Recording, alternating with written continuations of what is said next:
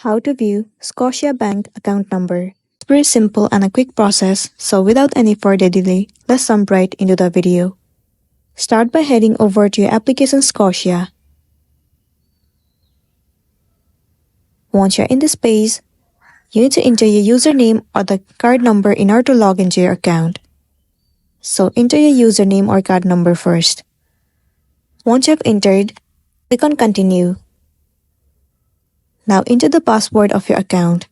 Once you've entered the password, click on Continue at the bottom right corner.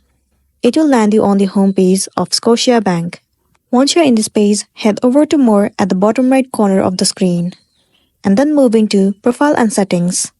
Once you're inside the Profile and Settings, you need to head over to Manage, and it will be landing you on this page. So in the Details section, you can see your account number. So that's the wrap for this video, and this is simply how you can see account number on Scotia Bank.